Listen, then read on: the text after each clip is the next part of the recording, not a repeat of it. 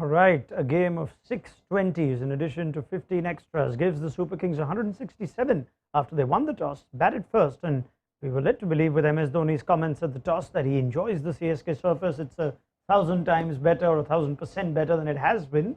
Was he also a bit surprised as to how much the spinners got out of it and how hard it was to get boundaries away? Not for him, for the rest of his team. We look back at that innings on Visit Saudi presents ESPN Cricket for T20 Time. 167 is below the 180, 170 that Deep Das Gupta and Ian Bishop pointed out pre-match. Matt Roller's here to give us to make sense of it, but I have to go to Bish first because it's hard to understand what to make of a game where 6 batters get 20 and the score's 167 and who the happier team at halftime is. Bish, thoughts on the first innings? I thought CSK did well to get 101 off the last 10 overs. That was a really good effort because the ball gripped from Kuldeep, from Lalit to a lesser extent, and from Aksa in that first portion of the innings. So it took them a while to get accustomed to it. So you have to give some credit to MS Dhoni, 20 off 9. Shivam Dube, I thought, played a good hand, and Bati Raidu, they took, 23 off a Lalit over number 14. Yeah. So at the end of the day, it looked as though they were going to fall shorter than that. So this now gives CSK something to work with. So it's a total that both teams will feel we can work with it or we can accomplish it.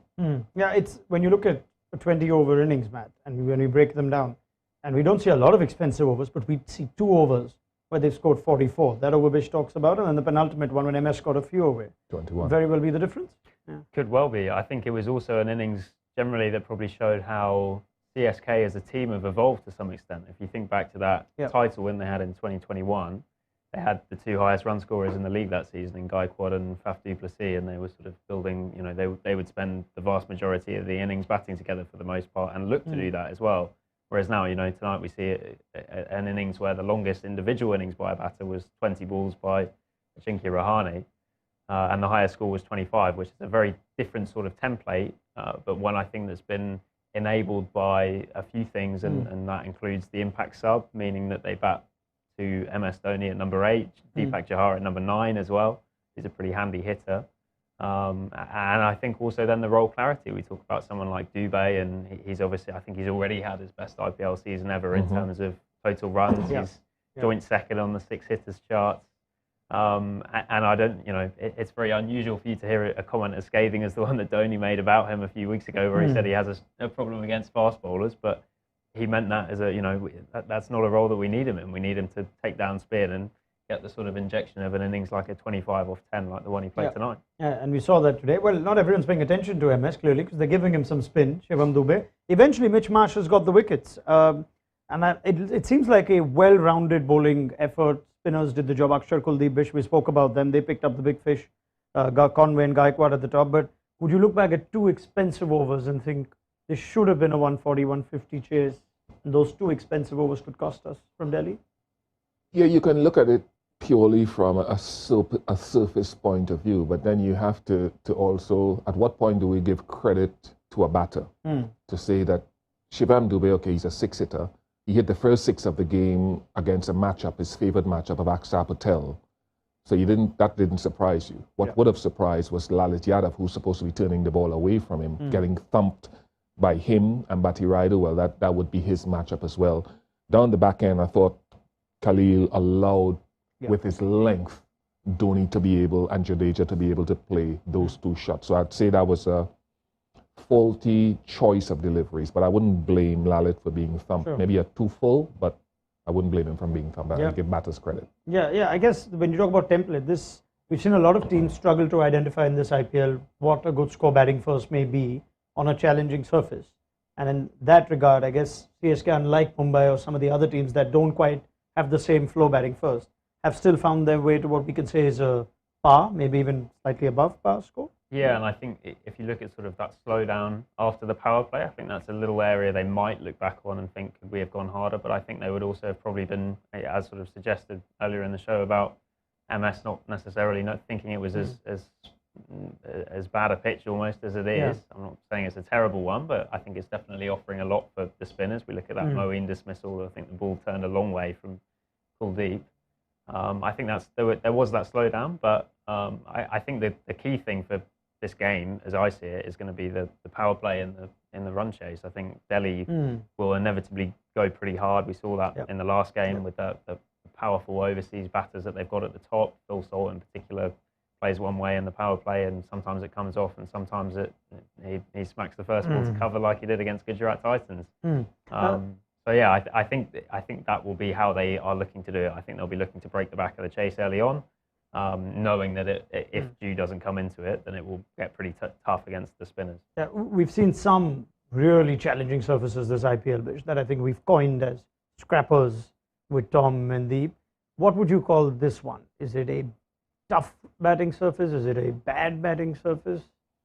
Is it a scrapper?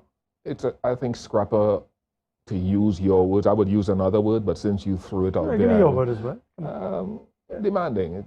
It's a demanding batting surface in the sense, from this point of view, it's not a bad pitch, but it's not a Wankhede.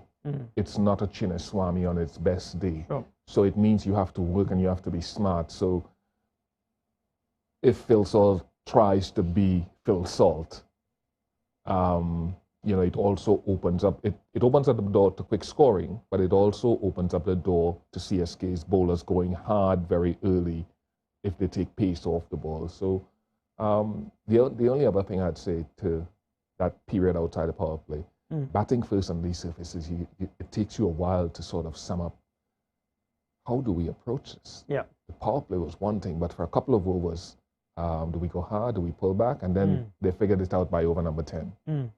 The legend grows.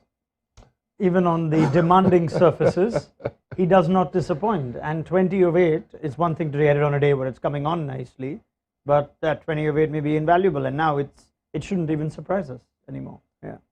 Not after tonight. Yeah. Because there were points last year early in the season where I wondered, what's his batting about? Will it ever come back?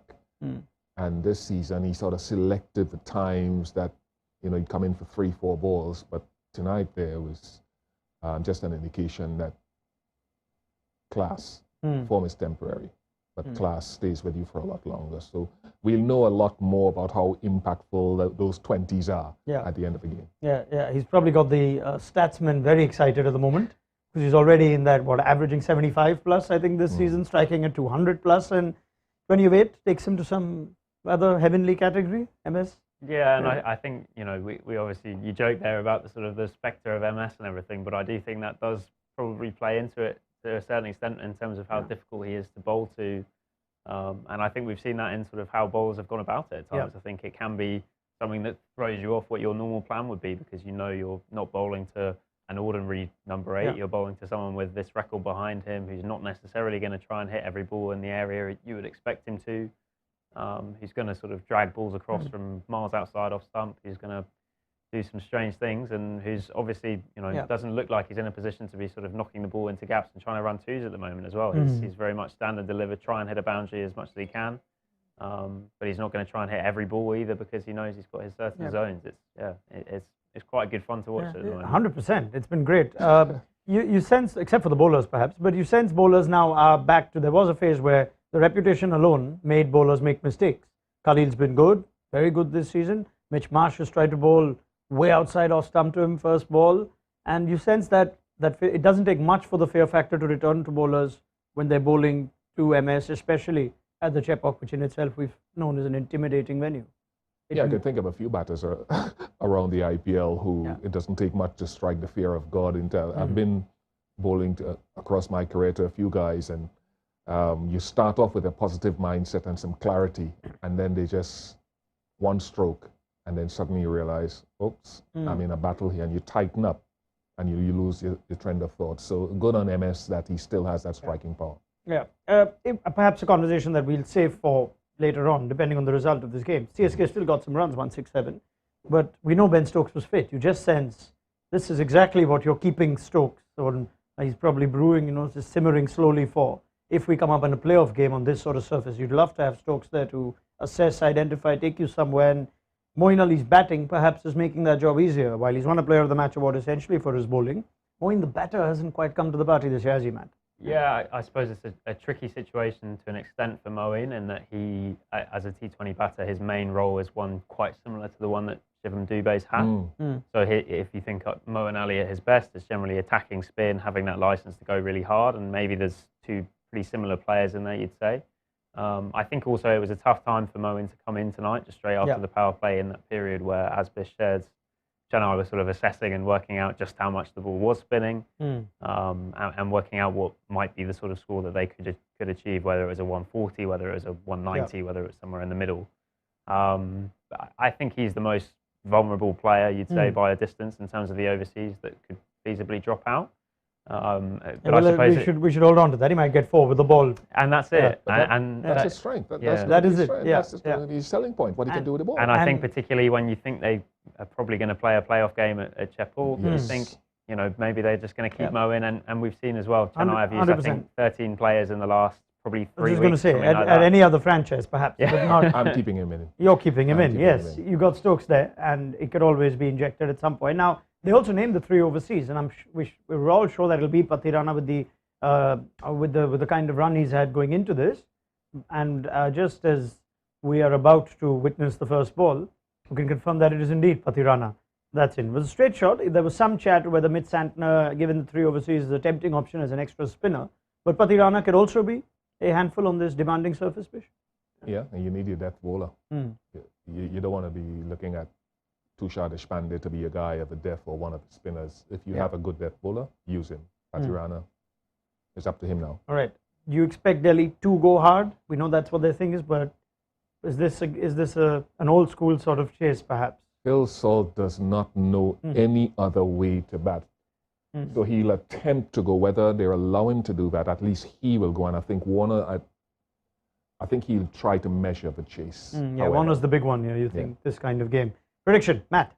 I think Chennai will defend it by about 10 runs. Close one then, Fish? I'm going Chennai, maybe a little less, but I'm going Chennai. Yeah, you know what I do at these halftime shows. Oh, come on. Super over, come on. Which eventually Chennai should win. Yeah, that's right? Sitting on the fence. You need to make a choice. I've said Chennai going to win the IPL. Okay. So, yeah, that's it. Nothing more needs to be said.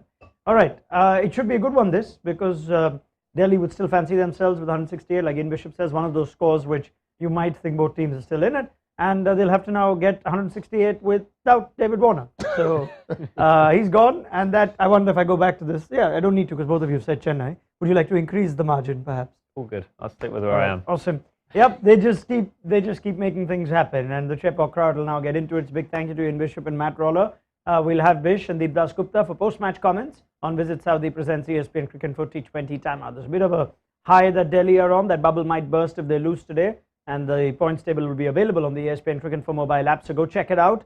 It's all to play for a number of teams. But Chennai are looking to claim top spot potentially. They'll come within 1 point of Gujarat with the win today. We'll see you at the end of the game.